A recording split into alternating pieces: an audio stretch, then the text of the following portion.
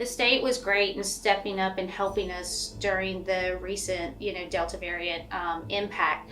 However, now that they have ended that on October 31st, the real issue becomes all of a sudden you've got 70 nurses across 3 health systems that we're getting ready to send home. Well, guess what? We don't have nurses in behind them. We have no other choice but to close floors. And so, but when we close floors, that basically means you don't have beds available. So by releasing these 70 nurses, we project that we're going to have to close close to 100 beds. Now, what happens from there? If you don't have beds available, your ERs start packing up. Very much longer waits, right? Are we there to serve the community? Absolutely. We're going to do the best we can, but we can only do with what we have. Right now, we need assistance and help from the state to be able to keep our doors open so we can service our community. Typically, a med-surg, you take 5 patients. With COVID and the nursing shortage, our new matrix or our new patient ratio is 6:1. With the MEMA nurses, we were actually able to go to the pre-COVID levels of 4 and 5 patients per a nurse. But after the MEMA nurses leave, it will be back to 6 and 7 patients per nurse.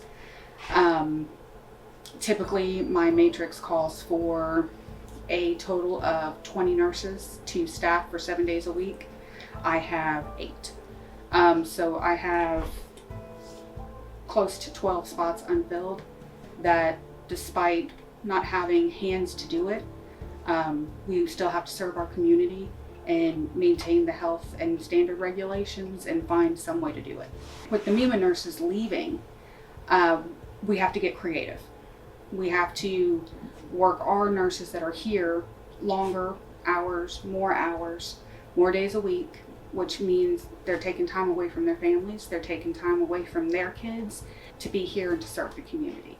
And it puts a lot of strain mentally and emotionally on our staff.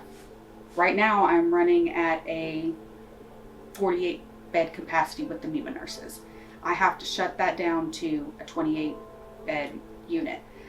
So that means I have to find somewhere to put 30 patients after the 31st.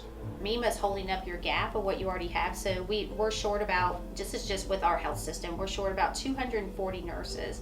We are supported by about 140 contract nurses right now. And so 70 of those were MEMA, 70 from external contracting. So meanwhile, at the same time, you have your own nurses who have decided, that have been fighting the battle, been doing everything. They're like, you know what, I want to go travel too.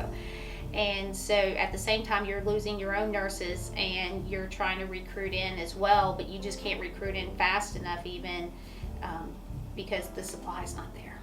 It's kind of hard to compete with the traveling companies. If you tell me that I only have to work 3 days a week, I'm going to make 3 times what I'm working here, and I just got to go do my job and go home, it's going to be hard to say no. So there is resentment, the fact that we can't offer what the contracts can. I've been doing this for 15 years and I'm having to train somebody and do, typically do their job, and they're making such and such more. An average nurse before probably made about $30 an hour. Your contracts right now are anywhere from, $130 to $180 to $200 per hour. We're a community health system, right? We're not a for-profit, and we do not have the dollars to pay these really high rates. And in all honesty, these other hospitals long-term aren't going to be able to pay for them now. Health system has been hit very, very hard during COVID.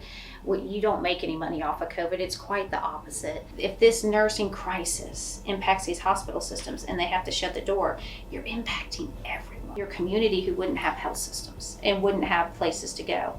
But you're starting to see health systems that just cannot survive. The health system's almost being, held hostage to this because, you have no choice. You've got to keep the doors open. But at one point, when the money's gone, what do you do?